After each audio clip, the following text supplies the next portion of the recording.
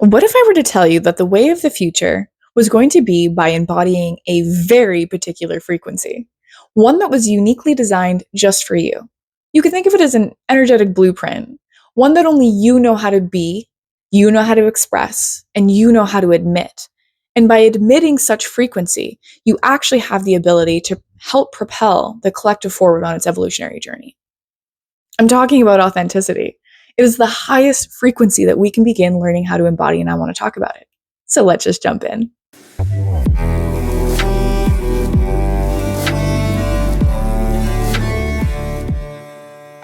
What's up, guys? It's your girl Elle, and welcome back to my YouTube channel. I am so excited to be talking about this right here, right now, because the times couldn't be more prevalent. We are experiencing huge seismic shifts on the planet right now, huge astronomical shifts that are once in a lifetime opportunity, and we get to experience it here and now together. And the single greatest service that you can be offering the world right now is diving into your own healing journey and becoming acquainted with who you are and getting to know the truth of who you are so that you can begin admitting this powerful frequency I like to call authenticity. So in today's video, we're going to be talking about what authenticity is, what is keeping us from embodying that authenticity and why we aren't already acting on it, and how we can begin embodying this powerful frequency. So if that sounds like something you guys want to get into, stay tuned because we're about ready to jump in. So, what is authenticity? Authenticity is the core essence of who you are. It is the core truth of your soul. It's the divine spark that resides and lives within you and wants to move through you freely. To begin really owning authenticity means that we do not try to manipulate, control, hide from, judge, or change how that core essence of ours wants to express in the world. It's allowing there to be total freedom of expression of how that divine spark within you wants to move through you. That's huge. You have this powerful energy within you that is uniquely designed only for you and that only you can be it. There will only ever be one Elle. There will only ever be one of you or one Joe, one Sally. And each individual person holds a puzzle piece to this collective mosaic. And each one of us is needed right now on the planet. If you were watching this, you were one of those people. You were one of those people that are so needed to step into their authenticity and to begin leading with their authenticity in the world today. We need each other. We need each other's uniqueness, our individuality, and our differences. And we have to begin moving through the blocks, the limitations, the programs, the conditioning that we all have that keep us from owning that authentic frequency, because it is that frequency alone that will create revolutionary shifts on the planet.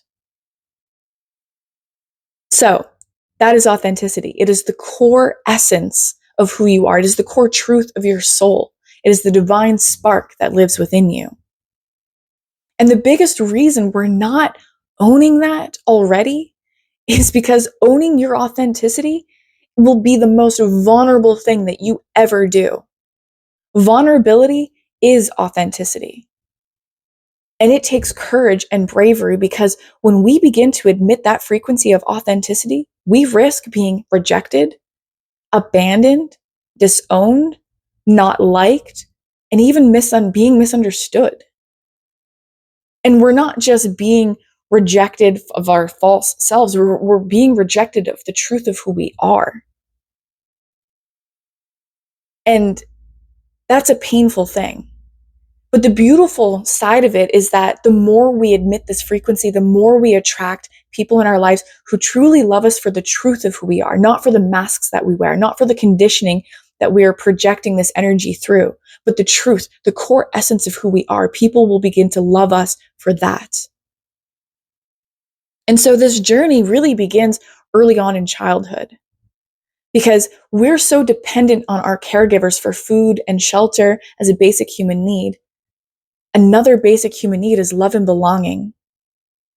And we need love and belonging from our caretakers and our families. And so many of us grew up in families where we didn't feel like we were worthy. We didn't feel like we deserved love or that we had love or belonging. And so we began to contort ourselves. We began to become people pleasers. We began to hide the truth of who we are and reject and disown parts of ourselves for the love, belonging, and approval of our caregivers. The first wound of abandonment that we experience is the abandonment we give to ourselves. Our first heartache is when we begin to disown and reject and abandon ourselves for the love, care, attention, and approval of our parents. That is a big wound. And this conditioning, this hiding, this rejection, this disownment only gets worse the older we get. Then we begin to carry this into our teen years and our years in school, where we try to gain the approval of our peers or maybe our teachers, maybe a lover, these romantic relationships, friends, whatever it might be. But we continue to wear a mask, we continue to people please, and we continue to disown ourselves throughout our lives if we don't catch this pattern and begin to decondition ourselves and begin just to find some self-acceptance so that we can admit this beautiful frequency of authenticity and call in the people who will love us for who we are, who won't want to try to change us and manipulate us, won't disown us or reject us. But it really starts with taking your power back and learning to stop rejecting yourself, disowning yourself, and abandoning yourself. In order to make that shift, we have to begin doing that for ourselves first and foremost. And then we will begin to attract people in our lives who will honor that same frequency. Because that frequency is authenticity, and we have to be authentic to ourselves first and foremost, so that it admits a frequency for others to call in. So some of the ways that we really begin owning and learning how to be authentic is first and foremost taking a journey back home to self. This is a deeply personal journey for each and every one of us, because we all have different conditioning based on our cultures, our religion, our background, our parents. And so this journey back into ourselves is deeply personal. And it's a very delicate journey that requires a lot of patience and compassion. A journey back into oneself is really a journey of self-discovery. And the way in which that we begin to discover who we are is through compassionate curiosity. We have to approach these disowned and rejected and abandoned parts of ourselves with the utmost compassion, tender love, and care. And ultimately, curiosity. We have to be curious about who we are. We have to be curious about the parts that we've rejected. We have to be curious about the parts that we've disowned. Those parts feel so hurt. And so they have to be met with love and curiosity and compassion. That's how all shadow work and all inner child work, which is a big part of this journey, is approaching with curiosity and approaching with compassion. Those are the two biggest things that we need to begin doing. And on this journey, we have to begin to learn acceptance. We have to start accepting instead of rejecting ourselves, accepting our flaws, accepting our hurt and our pain and our wounds. We have to begin feeling that and tending to it and loving and caring for it the way our caregivers should have in our early childhood. We have to learn to do that for ourselves first and foremost. And then when we begin to do that, and we begin to create boundaries in our life, we begin to learn what our needs and our wants and our desires are, and we begin to own that and accept that, we begin to admit that frequency that calls people who want to love us for who we are into our lives.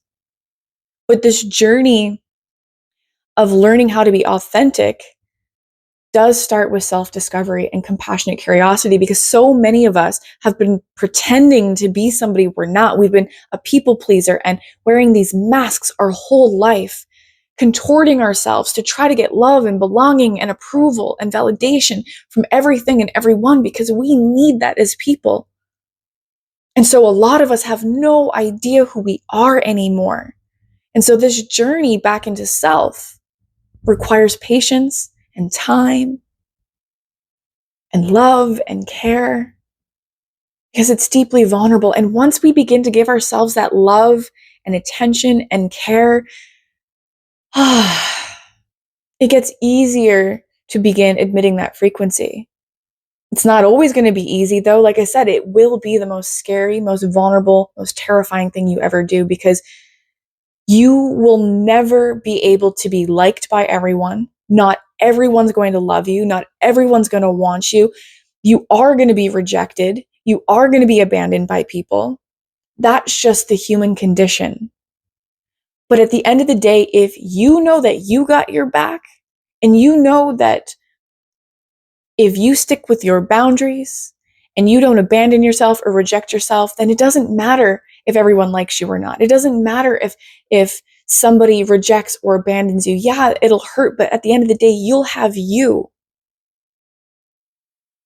This journey is so big, so profound, and can be so tiring, exhausting, and painful, but it's also so beautiful.